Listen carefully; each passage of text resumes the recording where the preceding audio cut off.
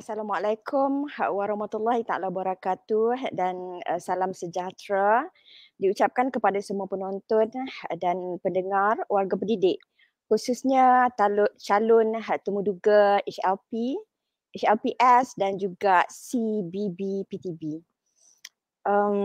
Pertama sekali tahniah kepada calon kerana berjaya di senarai pendek sebagai calon penerima beasiswa. Webinar kali ini bertajuk menghampiri GOT, Pembetul Niat dan Perkasa Kemahiran. Saya anggap tajuk ini masa yang sesuai sebagai panduan awal umpama penyuluh jalan sebelum adik-adik melangkah ke dunia baru di bidang pengajian. Hari ini saya tidak keseorangan, jadi elok kami perkenalkan diri kami dulu. Saya Dr. Rosmawati Osman dari Jabatan STEM IPG Kampus Darul Aman. Saya pemegang HLP tahun 2016 dan alhamdulillah berjaya mencapai status GOT mengikut jangka masa yang ditetapkan oleh bahagian tajaan. Rakan penceramah saya Dr. Sumayah Abdul Rahman. Sila perkenalkan diri doktor. Okay, terima kasih. Saya Sumayah binti Abdul Rahman, pensyarah di Jabatan Teknologi Pendidikan IPG Kampus Darul Aman. Saya merupakan pemegang HLP tahun 2018 dan alhamdulillah mendapat status GOT dan telah bergraduat di USM pada tahun 2022. Okey, terima kasih. Okey, terima kasih Dr. Sumayah. Sesi pengenalan pun sudah. Jadi saya kita akan menceritakan flow webinar kita. Okey, webinar kita terbahagi kepada dua bahagian. Bahagian pertama, persediaan sebelum temuduga, apakah yang perlu dibuat, dan selepas itu stage yang kedua, selepas dapat keputusan berjaya, apakah kemahiran yang perlu kita ada untuk memastikan laluan pantas GOT tercapai. Baik. Untuk first part, persediaan temuduga. Okey, apakah yang perlu dibuat? Apa preparation yang perlu kita ambil tindakan?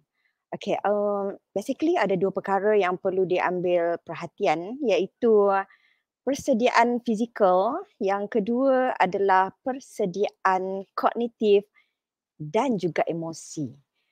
Untuk persediaan fizikal, bolehkah Dr. Sumayah kongsikan pengalaman terdahulu? Silakan. Okey, untuk ini persediaan sebelum temuduga, kalau berkenaan dengan persiapan fizikal, apa yang perlu kita ada adalah proposal, proposal yang lengkap, yang padat, concise dan precise. Itu proposal yang kita akan bawa dan proposal itu seharusnya tidak terlalu penuh dengan perkataan dan kita perlu menyediakan proposal yang mempunyai infografik yang menarik di mana dia akan memberi kesan kepada penemuduga kita nanti. Jadi apa yang kita buat, kita perlu jelas untuk kita sampaikan mengguna proposal dan yang saya maksudkan juga tentang slide. Slide temuduga kita, slide temuduga kita perlu outstanding lah. Seolah-olah kita dah memang bersedia untuk belajar, untuk menjadi calon postgraduate di universiti. Dan kita tahu apa saja setiap inci yang kita tulis, apabila ditanya kita tahu untuk menjawab dengan jelas, dengan padat dan tanpa tanpa keraguan. InsyaAllah kita boleh. Itulah antara persediaan dan kita punya tentang method apa yang kita nak guna kan, dan juga tentang keadaan isu semasa yang kita akan jawab nanti yang berkaitan dengan kita punya pendidikan. Dan lain-lain tentang kita punya file, penampilan kita kan. Penampilan itu sudah dilihat apabila kita berada di bilik kuliah lagi. Bagaimana seorang calon, bagaimana fizikal seorang calon PhD itu. So di situ sudah ada markah-markah yang yang dilihat oleh oleh pegawai-pegawai lah yang bertugas pada hari kita temuduga tu nanti. Saya rasa itu sajalah untuk dari segi fizikal. Okey ke Dr. Ros? Ke Saya rasa saya rasa saya nak tambah sikit Dr. ha. Sumayya. Okey, untuk persediaan file, so kita kena take note masa temuduga, sesi temuduga itu terhad. Jadi kita tak mahu interviewer kita tu, panel-panel mencari-cari apa yang dia nak tengok dalam file kita. Jadi untuk persediaan file, experience saya dan juga experience Dr. Sumayya, file itu kita labelkan dahulu, okey, ikut kita punya performance kita. Let's say kalau kita punya pengalaman kita tu mungkin pernah bawa pelajar untuk competition, mungkin pernah membentang, okey, mungkin pernah menulis buku, ada peringkat-peringkat dia, peringkat antarabangsa, peringkat kebangsaan, peringkat zon ataupun peringkat negeri. Jadi kita taggingkan siap-siap supaya memudahkan interviewer untuk memberi markah kepada kita. Dan dari segi presentation file juga sebenarnya bukan sahaja dari segi konten, sebenarnya pada masa yang pendek itu kita nak supaya interviewer dapat satu impression yang kita ini betul-betul layak untuk dana HLP itu. Jadi kita boleh kita prepare file kita tu mungkin colourful, dia punya tagging tu okey, colourful. Jadi benda tu sebenarnya adalah memberi impact yang tinggi terhadap diri kita, yang kita sebenarnya waktu itu sahaja kita nak ceritakan siapa kita. Okey, saya rasa itu yang pentinglah. Okey, dari segi appearance, mungkin dari segi pemakaian kita. Okey, yang tu sebenarnya juga memberi impact dari segi kita punya watak kita, yang satu indikator kata kita dah bersedia sebenarnya untuk masuk ke alam PhD. Okey, itu dari segi fizikal. Jadi saya nak sambung sikit dari segi emosi pula, sebabnya kalau fizikal cantik tapi kita appearance kita nampak takut-takut, nampak tidak berkeyakinan, itu juga akan mungkin mencacatkan sedikitlah dari segi pemarkahan kita. Jadi untuk persediaan emosi, boleh saya katakan kita perlu yakin kita punya dalaman mesti kuat dan kita perlu tonjolkan keyakinan tu melalui ekspresi muka dan juga body posture kita. Okey, jadi macam mana nak buat? Okey, cara kita duduk, okey, berdiri tegak dan eye contact kita. Pastikan kita menunjukkan eye contact yang kita selesa, kita bukan dalam keadaan yang tertekan. Okey, dan sebenarnya benda tu tidak mudah seperti mana yang mudah diperkatakan, tapi kita cuba. Okey, tanamkan dalam minda kita adalah champion. Okey, kita adalah expert dalam bidang tugas, terutamanya berkaitan bidang yang kita pohon tu. Okey, let's say kalau katakan kita apply bidang sains, okey, STEM, maksudnya kita kena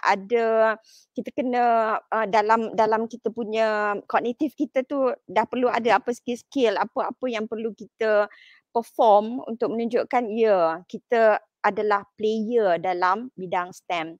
Okey, sebenarnya sebelum kita memohon, kita terlebih dahulu telah berjinak-jinak dalam penulisan. Sebab kita sekarang ni, kita apply HLP ataupun tajaan untuk PhD ke, masters ke, iaitu satu bidang penyelidikan yang kita perlu menulis. Jadi sekiranya kita sebelum itu lagi kita telah berjinak-jinak, jadi bidang research dan penulisan itu bukan benda yang baharu. So keyakinan itu datang sendiri dalam minda kita. So kita juga expert dalam penulisan akademik serta basic research. Jadi kepada siapa yang telah pun bersedia beberapa tahun dahulu, okey, jadi tak ada banyak isu. Tapi kalau siapa yang masih belum lagi mantap, jadi saya rasa it's your time sekarang ni kena ambil masa, kena baca. Okay, kena memahami tentang research dan juga dalam penulisan ilmiah. Okey, jadi bila emosi kita stabil, automatik kita dapat menjawab dengan tenang. So pastikan kita punya emosi itu kita boleh kontrol. Malam tu tidur bagi cukup dan okay, make sure ekspresikan melalui muka kita, mata kita dan mungkin juga ada keadaan di mana mungkin interviewer tu dia akan memberi kita soalan-soalan provokasi. Jadi calon-calon jangan terlalu defensif. Cuba kontrol keadaan, jadi diri sendiri. Tunjukkan we are friendly dan kita createkan satu environment interaksi calon dan juga interviewer pada satu environment yang selesa dan matang pada kedua-dua pihak. Ada lagi tak Dr. Sumayah yang mungkin saya lupa? Tak, saya nak tambah sikit je. Kadang-kadang dalam kita nak menghadapi temuduga tu, memang ada kadang-kadang sekumpulan yang dia macam satu jenis, apa kita nak sebut istilah tu, macam anxiety. Dia terlalu gugup untuk masuk ke dalam bilik temuduga tu. Dia akan create suasana, dia akan create lah keadaan macam agak kelang kabut dekat luar bilik temuduga tu. Jadi saya nak pesan kat sini, sekiranya kita berada di situasi itu, terpulang pada kita. Tak semestinya kita join untuk sama-sama nervous, untuk sama-sama apa yang ditanya dalam bilik dan sebagainya, sebab tak semestinya apa yang ditanya oleh rakan kita sebelum tu akan ditanya kepada kita juga. So kita boleh terus, macam Dr. Ros sebutkan tadi, kita boleh terus tenang, bersedia dengan apa yang kita nak hadapi pada bila sampainya giliran kita nanti. Itu sajalah saya nak tambah. Jadi kita perlu pandai macam masa kita tu lah. Maksudnya bermula daripada kita ketuk pintu itu sebenarnya waktu itu dah berlaku observation. Jadi waktu tu kita dah start impersonate. Ketuk pintu, berjalan dengan yakin, susun langkah kita. Kalau yang perempuan tu saya cadangkanlah pakai kasut yang ada tapak supaya bila ada tapak ni lain sikit cara berjalan dia. Lepas tu pakai blazer, sebab kalau kita pakai blazer kita punya figure tu nampak lain lah, nampak tersusun, nampak kemas. So kekemasan itu dia memberi satu impression sebab bermula daripada fizikal yang dia nampak, dari situ mungkin dia dah start tertarik. Dan dari situ dia mungkin dah terbuka hati untuk mendengar apa yang kita nak cerita di dalam proposal kita. So that's why kita bawa dalam webinar ini sebenarnya persediaan itu bukan sahaja dari segi fizikal. Bukan sahaja dari segi persediaan untuk menjawab soalan, tetapi juga bagaimana untuk kita mendapat markah yang lebih melalui fizikal kita dan juga emosi yang kita tunjukkan. Sebab nak masuk bidang belajar penulisan PhD atau Masters ni, dia bukan satu bidang yang kita anggap mudah. Jadi perlukan watak, perlukan satu karakter yang benar-benar mantap. Saya rasa kita dah lepas untuk part yang pertama, iaitu persediaan menghadapi temuduga. Now we go to the next stage. Sekarang kita beralih kepada stage kedua. Mohon kita mohon doa supaya semua akan berjaya. Jadi selepas diketahui telah berjaya, so So we go to the next stage. Kita nak masuk battle sebenar lah ni. Okay, so apa persediaan penting untuk masuk battle sebenar? So remember waktu ini kita dah pegang dah satu senjata. Senjata ni kita nama dia GOT. So apa tu GOT? Okay, GOT adalah graduate on time. Kita tak mau lebih. Okay, jadi tajaan bagi kita kalau katakan HLP, hadiah latihan persekutuan, iaitu cuti belajar bergaji penuh, maksudnya 3 tahun. Jadi maksudnya kita tak nak drag sampai 4 tahun ke 5 tahun ke 6 tahun ke, kita guna sepenuhnya masa yang cuti belajar kita tu untuk habiskan semua, sebab bila kita dah habis cuti belajar, kita kena masuk kerja nanti dia akan ada macam disturbance sebab masa kita kan. Okay, jadi macam itulah. Pernah dengar tak phrases PhD is a lonely journey. Okay, so kita faham dulu apa itu lonely journey. Jadi sebenarnya bukan lonely tu sebab kita tak ada kawan, bukan sebab kita tak mahu berkawan. Okay, tetapi PhD itu adalah laluan masing-masing. Alright, jadi bila kita masuk, bidang kita tak sama. Okay, jadi tajuk berbeza, supervisor pun tak sama, karakter supervisor tak sama. Okay, lepas tu bila research kita, okay, method tak sama, mungkin kita buat kuantitatif, orang lain buat kualitatif. Okay, jadi kalau kuantitatif, data collection dia lain. Kualitatif lain pula. Jadi cabaran data collection tak sama. So bila data tak sama, analisis data juga berbeza. Sebab tu kita katakan PhD ni is a lonely journey. Kita dan juga penulisan kita dan juga supervisor sahaja. Just three of that sahaja. So kat sini apa yang penting di sini adalah kemahiran membuat keputusan dan kemahiran mengurus masa. Okey, kenapa penting kita bincangkan di sini kemahiran mengambil keputusan dan kemahiran mengurus masa. Okey, mungkin Dr. Sumayah ada jawapan. Okey, silakan Dr. Sumayah.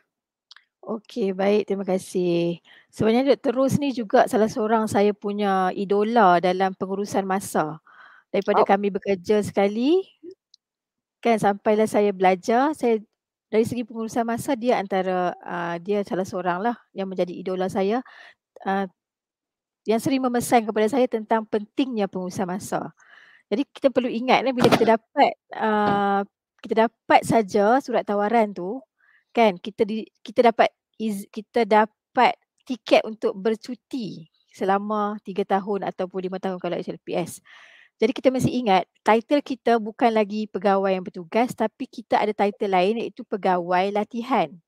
Pegawai latihan, kita ada amanah kita. Maksudnya kita ni kita diberi gaji untuk untuk mencari ilmu, kan? Bukannya maksudnya kita bercuti uruskan keluarga. Jadi kat situ bila pengurusan masa tu maksudnya bila kita bekerja memang bermula daripada 8 hingga 5. Betul tak Dr. Ros? Betul. Okey. Jadi kita jangan buang masa 8 hingga 5 tu untuk membuat perkara yang selain daripada bidang pengajian kita. Jadi kita susun. Jadi sebelum masa kita nak interview tu kita dah minta untuk membuat charter GAN. Jadi sebenarnya charter GAN tu memang betul-betul memandu. Kalau saya sendiri memang betul-betul memandu saya supaya saya alert setiap schedule tu bulan berapa saya mesti buat supaya saya tak tersasar, kan. Kata contohnya saya mesti bentang proposal. Contohnya kita mesti bentang proposal pada semester yang kedua. So make sure kita mesti bentang proposal pada semester yang kedua. Kalau kita tergelincir, make sure kita cepat-cepat kejar balik. Jadi bila kita nak urus masa ni kita kena tengoklah okey bila kita kena bentang proposal. Jadi dia berbalik-balik bila kita pilih kaedah kita punya research method, kan, reka bentuk kajian kita punya kita tahu schedule. Okey, kita pilih supervisor yang macam mana. Adakah supervisor kita ni profesor tahap tinggi di universiti? Kan? Jadi bila kita pilih profesor yang tahap tinggi, kita kena tengok, okey, masa dia macam mana? Okey, boleh tak sesuai dengan pengajian kita yang hanya 3 tahun. Jadi semua tu kita dah kena susun. Kita dah kena fikir. Siapa yang nak fikir? Kita lah. Kita jangan harap supervisor yang akan susun untuk kita. Kita sendiri bertanggungjawab. We are adult learner. Kita bertanggungjawab untuk menentukan apa yang akan berlaku next dan next. Jadi pemilihan supervisor itu sangat penting. Supaya masa yang kita susun tu dah memang cantik untuk kita dapat GOT. Okey, kadang-kadang kita tak mau salahkan supervisor sebab kita sendiri yang dah pilih di peringkat awal. Jadi kita kena buat survey sikit lah. Lepas tu jarak universiti tu sendiri kita tahu. Okey, contohnya saya di utara. Saya tahu sains dan STEM ada di mungkin ada di UTM. Tapi dari segi pengurusan masa, saya perlu mengambil masa yang terlalu panjang hanya untuk bergerak ke UTM sedangkan saya berada di utara. Jadi benda-benda tu kita kena susun supaya masa tu tidak terbuang. Okey, mungkin kos tu ada di jauh di selatan. Jadi kalau tak sesuai kita kena elakkan, kita reduce supaya load kita belajar tu tidak dibebani dengan load fizikal kan, load tenaga lagi, load nak urus keluarga. Jadi kita tak nak benda-benda tu yang akan mengganggu pengurusan masa belajar kita. Faham maksud saya kat situ? Selain pada tu, kita kena alert dengan tarikh-tarikh yang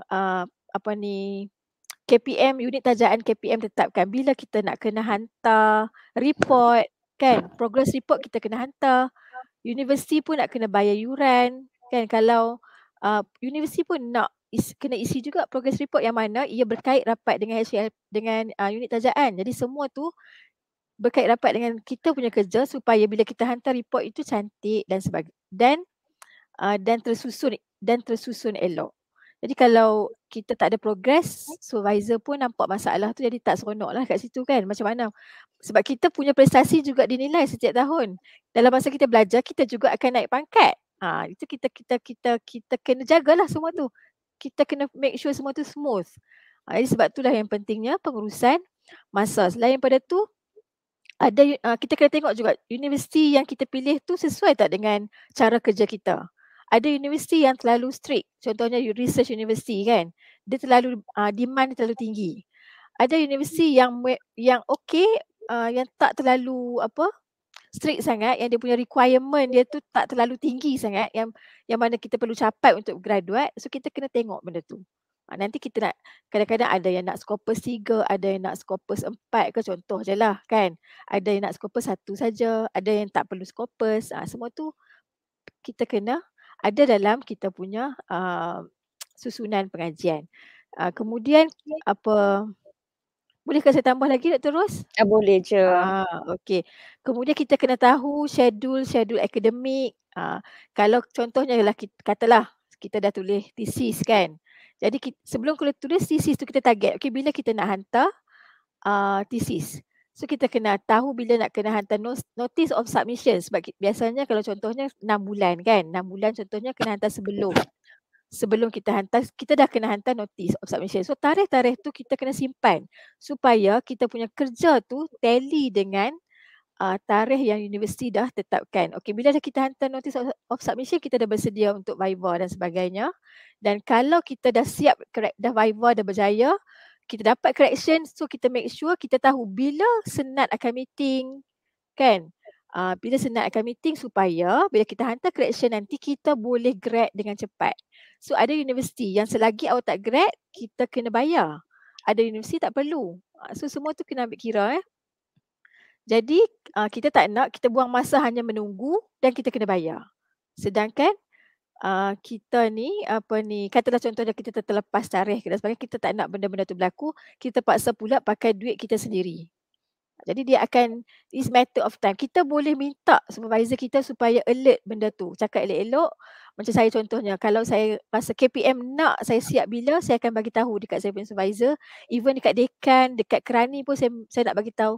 saya kena bagi tahu benda tu. Kata, okey saya nak benda ni diproses cepat sebab saya perlu balik bekerja. Kadang-kadang kalau kita tak urge, dia jadi macam, yalah biasalah pengurusan kan. Jadi tak tentulah pengurusan nasib kita lah, ada dapat pengurusan yang cepat, yang efisien, ada dapat pengurusan postgraduate yang macam slow ke macam mana, itu nasib-nasib kita. Jadi kita sendiri, kita bertanggungjawab, kita perlu, kalau kita perlu push, kita push. Kan, tapi komunikasi tu kena jagalah. Sebab kita ni adult kan, kita pun pegawai di Kementerian Pendidikan. So kita kena adalah sopan kesusilaan tu. Kemudian yang saya sebutkan tadi, bila dah hantar dah siap correction tu, kita tahu bila mesyuarat senat dan bila tarikh akhir untuk kita hantar supaya kita bergraduate. Jadi semua tu ada dalam, jangan kita kata oh tak apalah dah viva. Tak payah buat pembetulan lagi. Relax dulu, pergi makan angin. No, jangan macam tu. Sebab macam Dr. Ros sebutkan tadi, bila kita dah masuk kerja, walaupun kita dah viva, kita masuk kerja, nanti kita akan terganggu dengan, bukanlah terganggu, kita kena buatlah kerja sebab kita dah balik kerja. Takkan kita nak bagi alasan kita belajar lagi. Kita dah dapat 3 tahun untuk belajar. Apa lagi alasan untuk kita nak lengah-lengahkan kerja di office? Sebab kita dah kembali dapat gaji, kembali dapat allowance. Jadi kita kena buatlah kerja-kerja hakiki kita di samping kerja belajar kita yang tertangguh tu. So elakkan ya. So elakkan daripada tangguh-tangguh yang meleret dan lama tu, kerana dia akan memberi kesan yang memberi impak yang sangat besar dalam hidup kita, dalam hidup keluarga. Kalau kita dah berkeluarga, dengan keluarga, dengan anak-anak, dengan suami, dan kalau lelaki tu dengan isteri, semua tu kita nak elakkan. Kita minimumkan susah tu supaya kerja-kerja kita berjalan lancar. Jadi saya rasa itu sajalah kot. Terus kalau terus nak tambah lagi.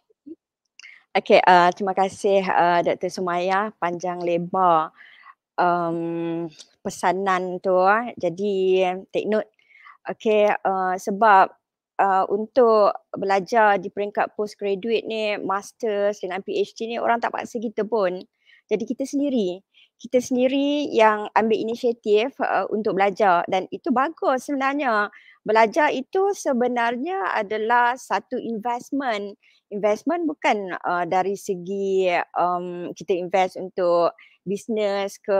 Belajar juga adalah investment, sebab bila kita belajar maksudnya kita akan dapat lebih peluang lagi. Okey, tapi kena ingat juga di samping, let's say kalau macam dengan HLP ni kan, okey kita dapat cuti lah, tapi bukan cuti tau. Okey, cuti tu sebab kita tak nampak seolah-olah macam kita pergi bekerja. Fizikal kita tak terkejar-kejar macam dulu, tetapi kita ada amanah kita, dan amanah kita ni bukan amanah yang main-main. Kalau kita tak lepas amanah ni kena bayar. Jadi kena fikir betul-betul. Okey, dan fikir betul-betul itu sebenarnya adalah yang saya kata tadi tu. Perlu ada kemahiran mengambil keputusan dan juga kemahiran menguruskan masa. Okey, sebenarnya PhD ni is very subjective. Ada orang kata susah. Bagi saya kalau kita ikut flow, kalau kita ada kemahiran, sebab dia tak ada right or wrong. Jadi bila benda tu nampak macam susah, jangan kita tambah susah tu kepada benda-benda personal kita. Betul lah apa yang tadi Dr. Sumaya mention tadi ni. Kalau ada universiti yang dekat, kita ambil yang dekat saja. Sebenarnya universiti sama je. Okey, janji kita patuh kepada spek-spek yang telah ditetapkan oleh tajaan. Kalau bidang itu ada tepi rumah kita, kita ambil je lah yang universiti yang tepi rumah kita. Bukan sebab kita nak take advantage. Sebenarnya kita ambil yang dekat distance dengan rumah kita sebab kita nak selalu ke universiti kita. Sebab kita sekarang ni, macam saya kata, bila kita cuti belajar, okay, it is a lonely journey. Jadi kita sendiri lonely. Maksudnya risiko kita tu kita sendiri yang menanggung. Kalau kita rasa kita masih lemah pada satu-satu kemahiran, maksudnya kita kena cari kemahiran tu. Kalau kita rasa macam, pengalaman kita tak banyak untuk, penulisan. Jadi maksudnya kita kena createkan satu masa, satu environment yang, kita dah terus menulis. Okey, sebab tu yang, tadi, Doktor, Sumayya mention tadi tu, kita selain daripada bila kita belajar, okey PhD tu utamanya, kita bukan sahaja perlu hasilkan, satu report research kita. Okey, kita juga kena tulis artikel. Okey, artikel itu bukan sahaja untuk diri kita sendiri, bukan untuk dipublish di peringkat, sekolah kita. Okey, publish di peringkat ada yang Scopus. Jadi maksudnya benda tu ada kualiti dan mesti ada capai satu spek, sehingga melayakkan kita untuk artikel kita itu publish di dalam, jurnal-jurnal yang, high impact itu. Jadi benda itu, kemahiran itu kita kena cari sendiri. Jadi cari dekat mana? Cari dekat universiti kita. Sebab tu kita jangan kata okey let's say kalau katakan PhD ke ataupun masters juga mungkin yang, mode, full research. Sure tak ada kelas, tapi tak ada kelas tak bermaksud kita tak perlu pergi kelas. Kita kena cari kelas. Waktu saya dulu, saya pun sama juga macam, adik-adik, yang mungkin, full research yang tak perlu tapi mencari kelas. Kita cari, okey, kita nak belajar. Okey, saya buat kuantitatif. Okey, saya tak bagus. Kita semua start zero sebenarnya. Okay, not zero lah. Kita tidak kukuh, untuk, let's say kalau katakan SPSS. Jadi masuk kelas minta kebenaran daripada pensyarah. Okey, kita masuk kelas masters katakan sebab kelas masters, mungkin dalam, mode apa Sumayya yang ada kerja khusus tu? Mixed mode. Mixed mode. Okey, Mixed ada mode. kelas. So kita tak perlu tapi kita perlu kemahiran tu. Dan seperti mana yang saya kata tadi ni, okey, PhD is a lonely journey. Kadang-kadang kita depressed sebab, kita seorang sahaja yang berada dalam environment, PhD kita. Jadi jangan kita tambahkan stres kita dengan meminta pertolongan daripada orang lain. Okey, ada orang kata, okey, tak perlu tahu pun tak apa, nanti, supervisor akan tolong untuk analisis data kita. Tapi dia pun sibuk. Okey, kalau kita kata, kita nak minta, orang yang buatkan untuk kita, tapi ada part-part tertentu yang, orang outsiders daripada research kita tu dia tak boleh buat keputusan untuk kita. That's why tanamkan dalam minda kita, buat sendiri semua. Jangan kita ada satu niat kata, oh yang ni orang boleh tolong, yang ni sebab orang pun ada dia punya kekangan masa dia juga. So kita menunggu, bila dia nak buat ni, bila dia nak buat. Oh dia tak buat lagi, tak analyse lagi. Yang kita rushing, kita punya masa. Benda tu dia akan ganggu kita punya emosi. Yang tu akan menyebabkan kita depressed. Jadi sebelum kita depressed, jadi kita kena proaktif. Okay, that's why dari segi keywords dia bila masuk di dalam PhD, another kemahiran yang kita perlu ada adalah menjangka risiko. Jadi maksudnya sebelum masalah tu datang kita kena proaktif dulu. So apakah perkara-perkara yang kita perlu cari dulu? Okey, jadi yang mana saya ingat lah. Jadi kita PhD ke ataupun master, so kita nak buat research dan kita kena menulis. Okey, dan kita kena produce bukan sahaja report tetapi juga artikel. Dan dalam masa bukan 3 tahun tu tutup, maksudnya mungkin dalam masa 2 tahun setengah tu kita dah kena settle dah. Jadi kita perlu ada kualiti kemahiran yang padu dalam diri kita. So perlu proaktif dalam mencari kemahiran-kemahiran perlu penulisan tesis dan penulisan artikel impak tinggi.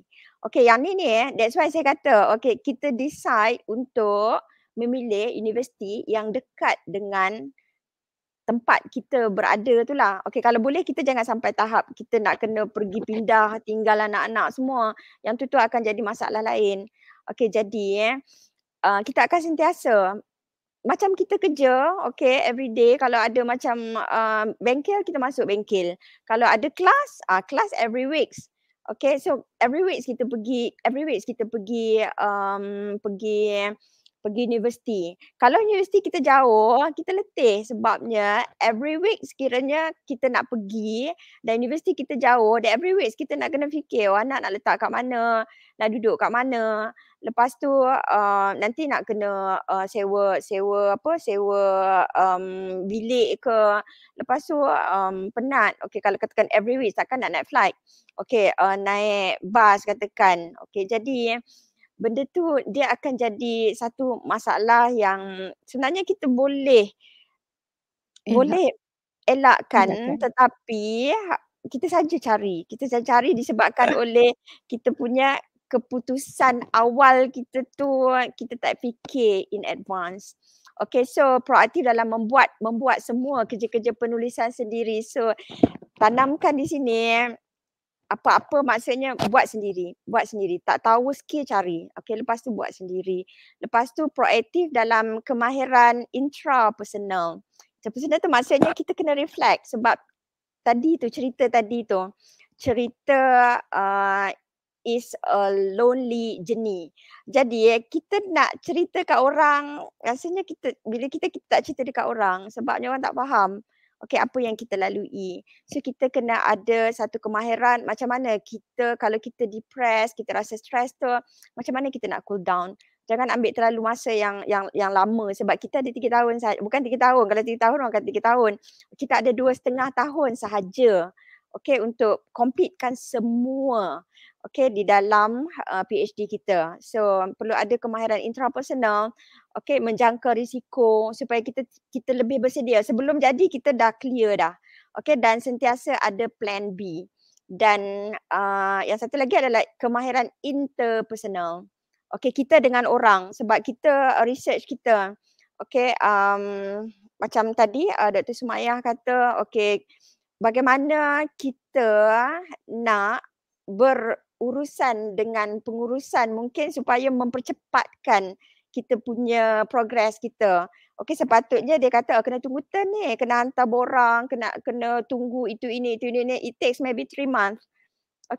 Tapi macam mana kita ada kemahiran interpersonal supaya dia rasa dia berada di tempat kita dan dia faham keadaan kita. Benda yang ambil 3 bulan mungkin ambil masa sebulan sahaja. Dan satu lagi dari segi email dan juga kemahiran bahasa Inggeris. Kemahiran bahasa Inggeris also very important. Sebabnya sekarang ni saya rasa kebanyakan universiti dia nak Scopus. Scopus kebanyakan dia adalah bahasa Inggeris. Dan sebenarnya di peringkat kita cuti 3 tahun inilah sebenarnya waktu ini kita cuba kuasai kelemahan kita. Dan bila kita habis 3 tahun, selain daripada kita dapat PhD, mungkin kita juga akan upgrade kita punya bahasa Inggeris. So kita boleh pergi lagi jauh dalam penulisan kita. Dr. Sumayah, anything nak tambah? Oh, ni last dah yang saya boleh tambah.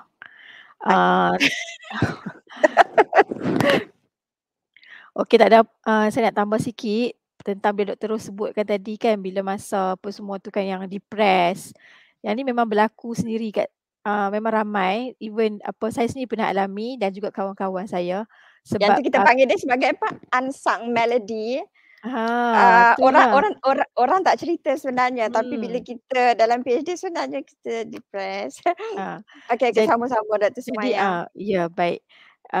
Cuma dekat situ saya nak kaitkan bagaimana kita bila dia berkait rapat sebenarnya, depressed, pengurusan masa, dan saya suka sebut kat sini satu lagi anxiety. Kadang-kadang kita ada, semua orang ada anxiety tu, memang anxiety tu bagus sebab dia akan mempercepatkan apa-apa tindakan kita kan.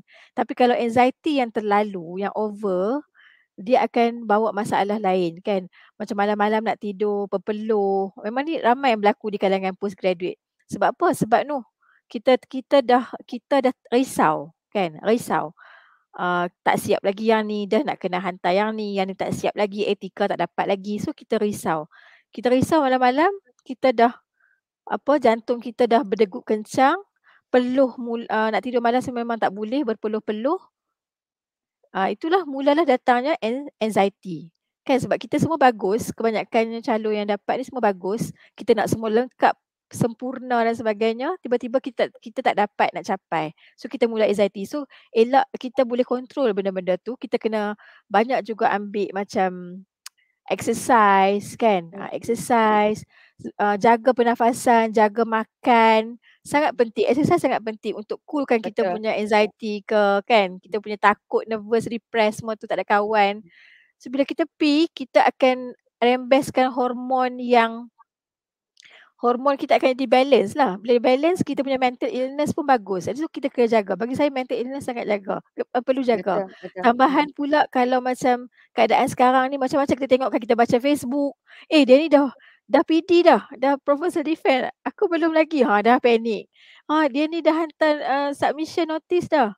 Aku belum lagi. Dah panik. Malam tak tidur. Sebab duk memikir. Bila tak tidur, kita tak buat apa-apa pun, tak ambil tindakan. Duk menangis di bucu katil.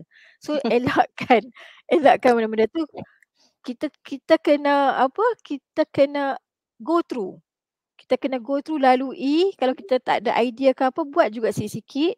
So make sure jangan stop. Kalau stop masa berjalan, nanti banyak benda yang kita akan tertinggal. So ada two most powerful warrior dalam pengajian ni, iaitu passion and time. Passion tu apa? Sabar. Falsafah sabar ni saya dapat, kalau sebelum ni saya dapat falsafah sabar dalam rumah tangga. Tapi bila belajar ni pun ada falsafah sabar yang lain. So kena sabar. Sabar. Orang Kedah kata sabar lah kan. Sabar. Dalam Islam pun kata sabar itu istana iman. Orang Putih pun kata patience tu power. Jadi kita kena sabar. Kadang-kadang kita nak buat analisis yang rumit kan, ANCOVA, ANOVA lah, PLS yang rumit, banyak dengan sampel yang banyak, beratus-ratus. So kalau kita tak sabar, kita dah macam menyampah lah, tinggal saja kan. Tapi bila kita buat PhD ni, kita kena rungkai sikit, kena bagi siap, collect data, analisis data, buat rumusan. So semua tu menguji kesabaran. Kalau kita tak sabar, kita fed up, kita tinggal, memang tak ada siapa yang buat, kerja kita akan tertangguh. Lepas tu kita kena sabar bila dalam masa yang sama nak urus keluarga. Kan mungkin kita urus mak sakit. Kan ada yang niat tak apalah nak belajar 3 tahun, nak jaga anak. Contohnya, nak bagi tumpuan pada anak. Jangan, betulkan niat kita kembali. Betulkan niat. Kita nak belajar memang nak belajarlah. Dan urus anak itu akan dipermudahkan. Macam Datuk KPPM pernah pesan, perbetulkan niat, buat yang terbaik. Bila kita buat yang terbaik, Tuhan akan memudahkan jalan-jalan kita. Sebab kita niat apa? Bila kita dapat ni, kita akan kembali dan berbakti dalam kita punya bidang. Kan bukan untuk diri kita sendiri, tapi kita dah dapat, kerajaan dah bagi kita duit, dah bagi kita dana untuk kita belajar. So kita kena kembali dan mencurahkan kembali bakti. Kita dah pakai banyak ni. So jadi benda-benda tu yang akan menenangkan kita balik dan membuat kita sabar dan tekun dan menjaga masa lah supaya kita tak terbabas, supaya kita tak lambat kan. GOT juga, grade over time. Tapi tak tentulah, dia nasib. Kadang-kadang kita dah cuba yang terbaik, macam contohnya batch COVID. Kan dah cuba yang terbaik dah, tiba-tiba kena kurung dalam rumah. So nak pergi lab tak boleh. Mulalah anxiety. Sebab tu doktor sebutkan tadi, kena ada kemahiran melihat risiko. So jangan ralik. Kita tak tahu bila kita akan sakit. Kita tak tahu bila Malaysia nak, kan macam-macam lah zaman sekarang dengan takut perangnya, dengan takut ekonomi kan, ekonomi tak menentu. Kita tak tahu yang kesusahan tu akan datang di hadapan. So kita perlu buat, rancang jangan buang masa dan saya sebutkan sikit kalau macam kadang-kadang kita tengah belajar tu kita dapat panggilan panggilan haji ke apa yang perlu kita pergi kan. So jangan tangguh, kita boleh pergi, KPM benarkan, HLP unit tajaan benarkan. Cuma kita kena alert lah dengan tarikh-tarikh yang ada supaya kita tak tertinggal. Kan hantar progress report, buat pendaftaran kan. Cuma kita kena cope balik lah bila kita tinggal sekatalah pergi haji 2 bulan, kita kena kampui balik ataupun kita kena laju baliklah untuk 2 bulan yang kita dah tertinggal. So jangan kata tak apa, banyak lagi masa. Tak, sebenarnya tak. 3 tahun tu dia sangat padat dengan kerja-kerja, research dan juga penulisan. Memang tak sempat pun nak berfoya-foya kan Dr. Ros, betul tak? Ya.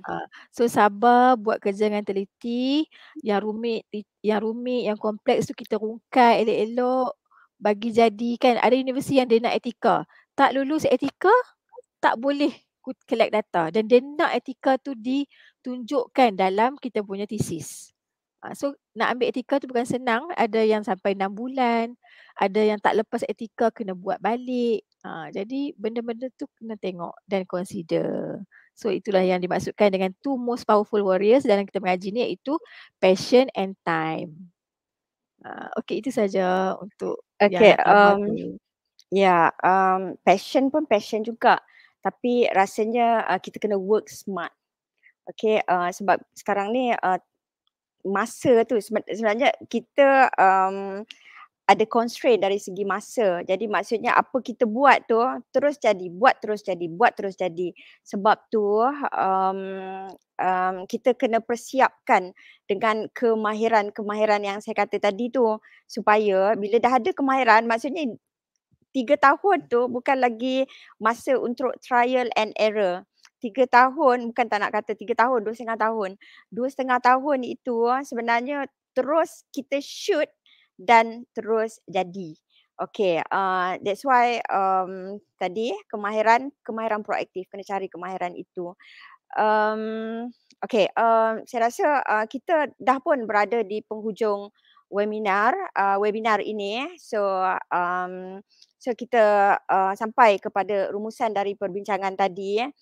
Dr. Sumayah tadi dah rumus ke? Ada nak rumus Dah, lagi? saya dah rumus dah. Saya Ah, maksud saya sabar tu tadi Dr. Ros, bukan sabar tunggu. ah, Tu ah, bukan. Sabar kat situ yang saya dapat falsafah kita dalam pengajian ni, sabar kita untuk hadapi ya supaya kita move ke next step.